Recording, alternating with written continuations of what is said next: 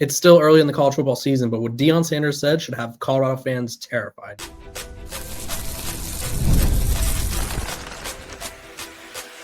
You are Locked On Buffs, your daily podcast on the Colorado Buffaloes, part of the Locked On Podcast Network, your team every day. Welcome to Locked On Buffs, everybody. I'm your host, Kevin Borba. Today's episode is brought to you by our sponsors over at FanDuel. Right now, new customers can bet just $5, and if your bet wins, you'll get $300 in bonus bets to use across the app. Download the app today. We are also brought to you by the Locked On Podcast Network. It's your team every day for free and available wherever you get your podcast. So make sure to like, subscribe, follow, become a Locked On Buffs insider.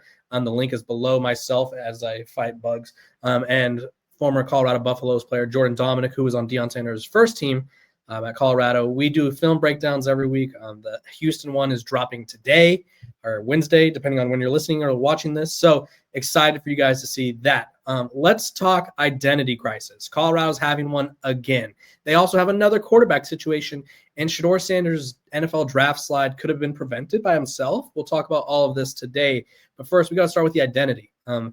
Colorado is 3 games into the season, and after an offseason of saying, we're going to run the ball, we're going to be a physical team, we're going to do this, we're going to do that, based on the math, when you calculate how many carries Colorado running backs are getting this year compared to last year, which granted Colorado's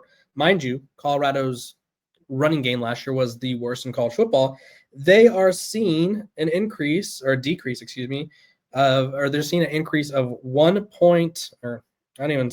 Wow, actually no, they're seeing a 0.6 increase in carries. So last year they were averaging 16.7, and this year they're averaging 17.3. So really not a tremendous improvement by any means. That's something that I really was shocked to see because I feel like you could kind of see this when you're watching the games. Like you could tell whether or not they're running the ball, but they're essentially not even averaging a 1 carry more than they were last year when they were the worst running back or the worst run game in college football. Now, Dallin Hayden has yet to join the fold.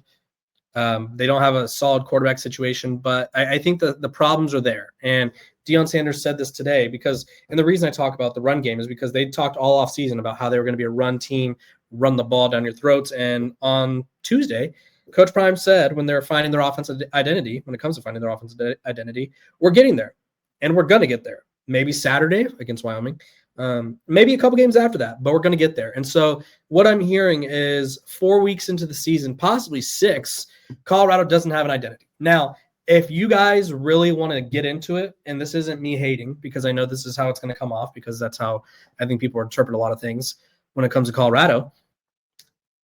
When Deion Sanders used the verbiage, we're finding our identity, we're going to get there. You know when else he did that a lot? 2023. That team went 4-8, right? That team was constantly trying to figure out what they were because they were not good at certain aspects that the coaches were asking them to do, right?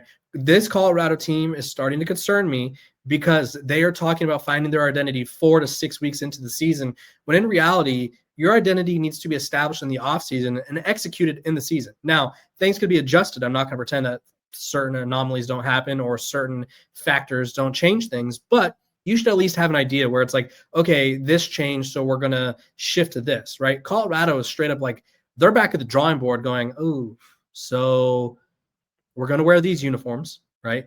We're going to walk out to this theme song, right? But it's like, in terms of what we do when we're on the field, we don't know.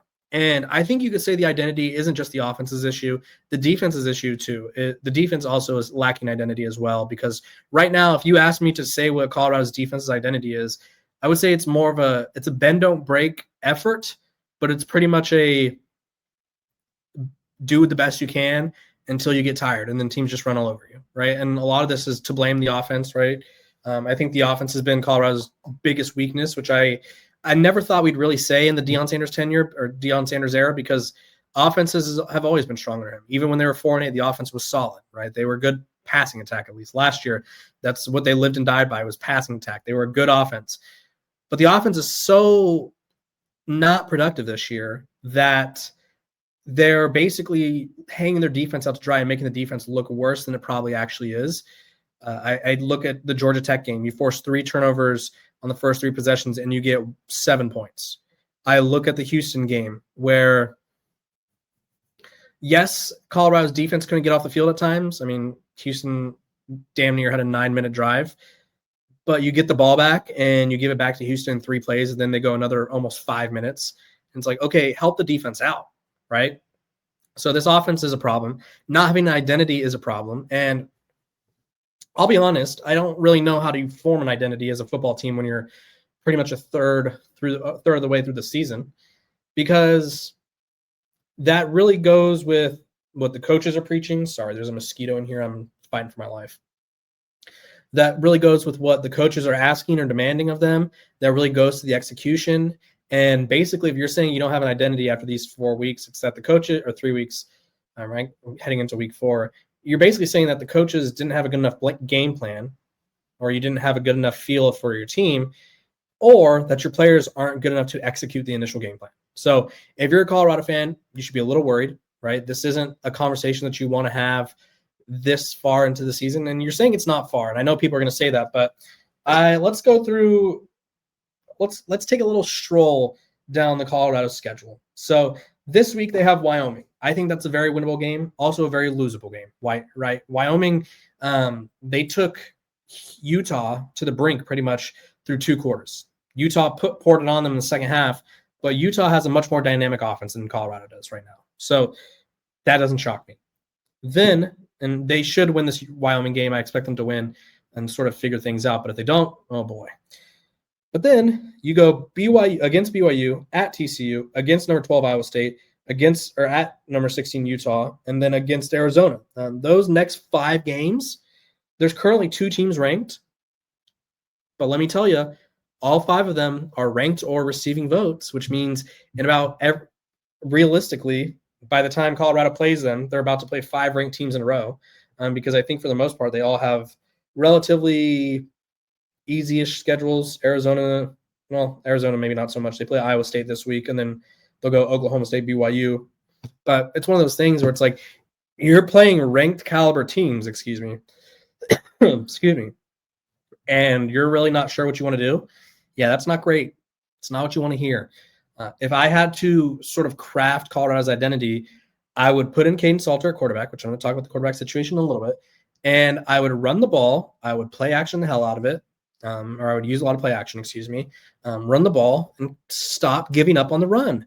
Colorado, I mean, all offseason, when they talked about what they were going to do offensively, it was like, okay, we're going to be a different team. We're going to run the ball down people's throats. And right, Jordan Seaton he said this after the Georgia Tech game and made it obvious that he was kind of pissed that they didn't run the ball enough. He was like, if the box is loaded, pass. If the box is light, run. And Colorado is simply not doing that. I think they're making things harder on themselves by really reverting to old habits or reverting to old mindsets that aren't going to work with this team, right? We could see it through 3 games that it doesn't matter if it's Caden Salter, Ryan Staub, Julian Lewis, Ponder, whoever else they have a quarterback, Draylon Miller, I don't care, Amarion Miller, Alejandro Mata, it doesn't matter. This is not going to be a Colorado team that beats teams by throwing the ball 30 to 40 times a game, right? We could just sort of tell that already. And if you didn't believe me, I mean, let's just look at the stats, right? We'll just go through the first few games. The Georgia Tech game, they lose 27-20. Colorado throws the ball 28 times, so basically 30 times. Joseph Williams also had a pass, so 29 times, right? So they lose that game. Against Delaware, they had 31 attempts with 3 quarterbacks, and that was a blowout game. So that one's kind of a moot point. Ryan Staub, 35 attempts against Houston. So Colorado is currently, we could call it their record, if you will, when they throw the ball around 30 times a game. That's not this team. They need to stop pretending that they have Shedeur Sanders back there. It doesn't matter which quarterback is back there. Unless Julian Lewis gets to start and turns out to be like the second coming, there's really no reason to be throwing the ball 30 times a game when you have running backs like DeKalen Taylor, Simeon Price, who's been a pleasant surprise, I think, and you also have Dallin Hayden somewhere down the line. I don't know when he's going to play, but he's there, right? They have the weapons. Use them. It will open up the passing game and make life easier on whoever's playing quarterback. Speaking of, who is going to play quarterback? We're going to take a quick break before we discuss.